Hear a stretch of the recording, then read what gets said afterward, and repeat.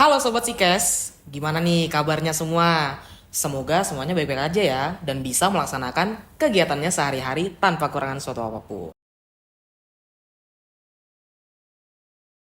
Karena ada pepatah yang mengatakan tak kenal maka tak sayang, maka izinkan saya perkenalan agar saya bisa disayang. Perkenalkan, nama saya Gideon Mangyutua Sihotang, akrab dipanggil Gideon, mahasiswa Universitas Mula Warman, Fakultas Ilmu Sosial dan Ilmu Politik, jurusan Ilmu Komunikasi angkatan 2023. Hari ini saya yang akan menemani teman-teman semua dalam podcast kali ini. Tema kita kali ini adalah membahas peran media sosial di era Gen Z oleh narasumber Ibu Dr. Silviana Purwanti SOS MSI sebagai koordinator program studi ilmu komunikasi. Oke, tentunya teman-teman sudah tahu yang namanya media sosial sangat berkembang saat ini apalagi di era-era Gen Z seperti saya sendiri. Dan kita akan membahas seputar peran media sosial itu sendiri di era Gen Z di tahun sekarang, di zaman sekarang tentunya. Baik Ibu, kita langsung masuk ke pertanyaan nomor yang pertama. Apakah media sosial sangat berdampak penggunaannya dalam kegiatan sehari-hari? Langsung jawab. Langsung jawab Ibu, boleh silakan. Saya kira sampai 10 pertanyaan baru saya jawab. Satu-satu dulu. Satu-satu. Iya, berdampak sekali. Terus? Menurut Ibu gimana?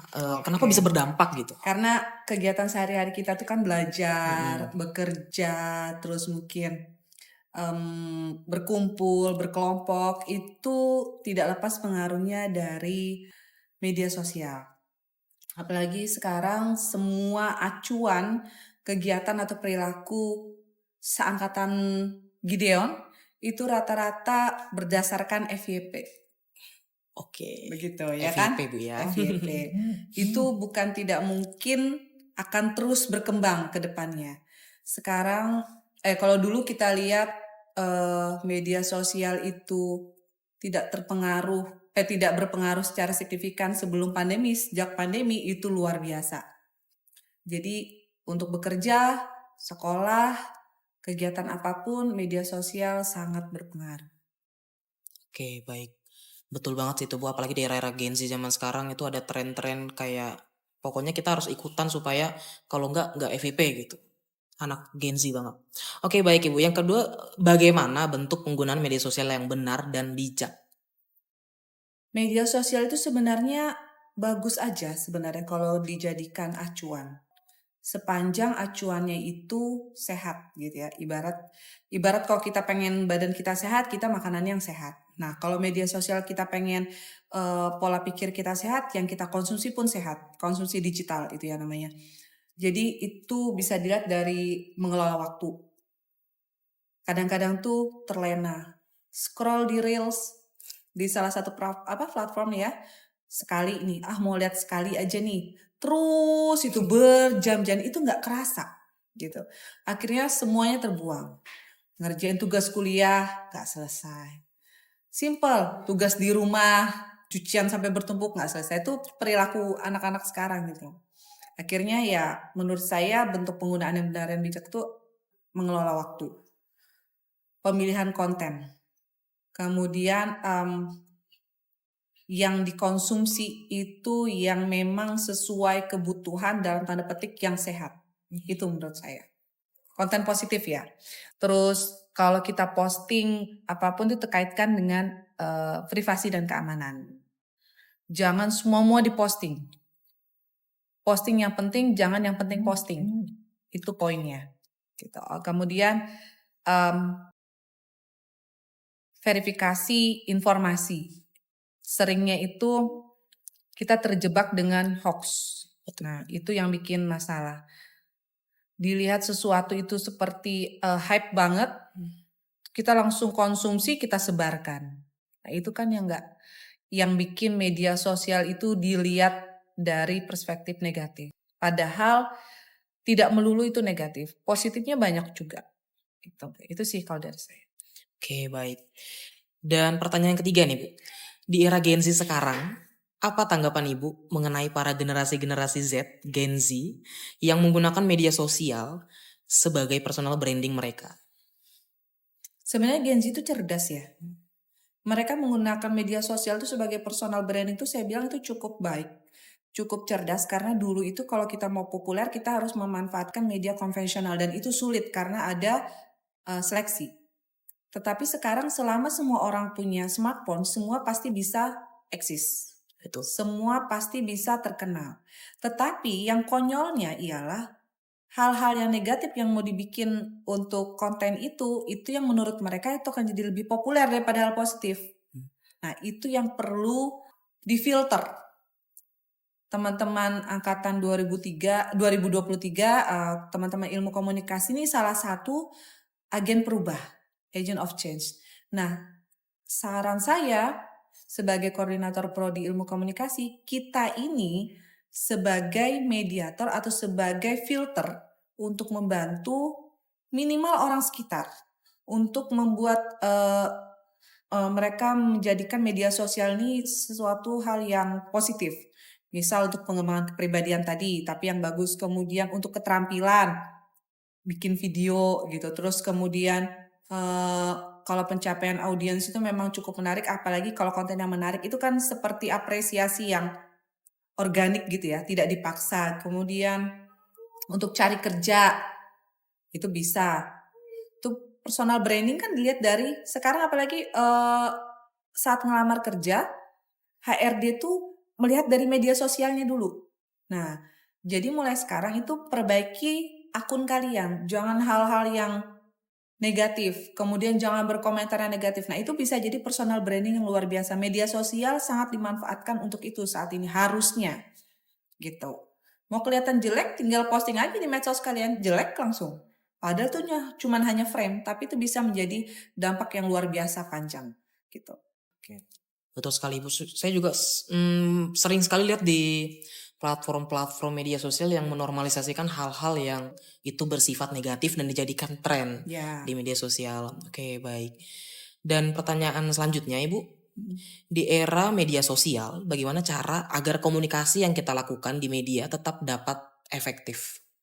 Pesannya jelas. Apa yang mau disampaikan, apa yang disajikan itu jelas.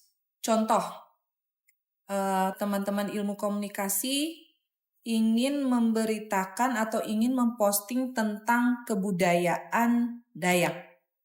Nah, sampaikan yang jelas. Sampaikan yang positif, sampaikan yang clear, sumber data, tidak copy paste yang sembarangan. Tetap letakkan si sumber utama misal gitu. Kemudian responsif. Tanggapi komentar. Komentar itu kalau negatif jika tidak ditanggapi akan makin liar. Tanggapi dengan baik. Kemudian visual yang menarik. Gunakan gambar, video, yang sekarang aplikasi macam-macam ya, itu ditampilkan dengan cukup cerdas kan.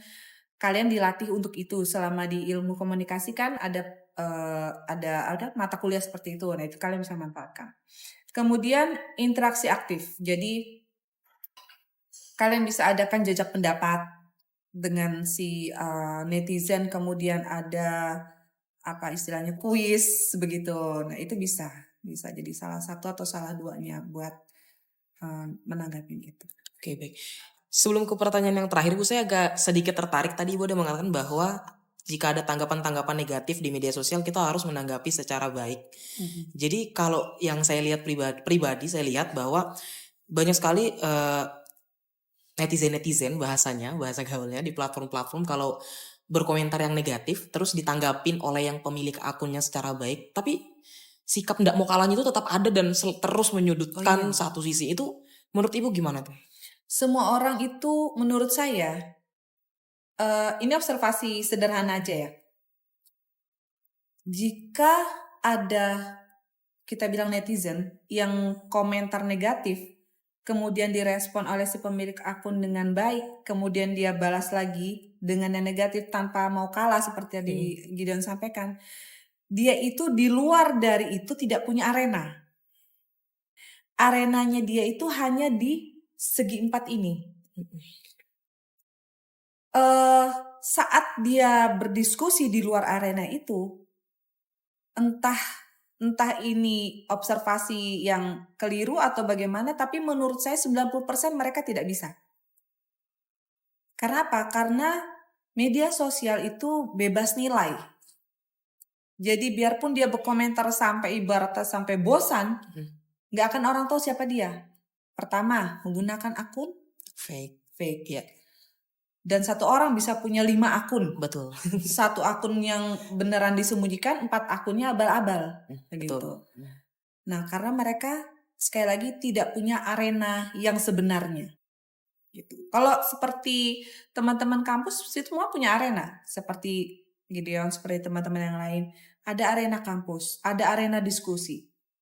Saya bisa jamin tidak akan berkomentar negatif di media sosial atau di akun orang lain. Gitu. Oke, baik. Dan pertanyaan yang terakhir nih, Bu. Apa pesan Ibu untuk khalayak, untuk teman-teman, khususnya para Gen Z dalam bermedia sosial?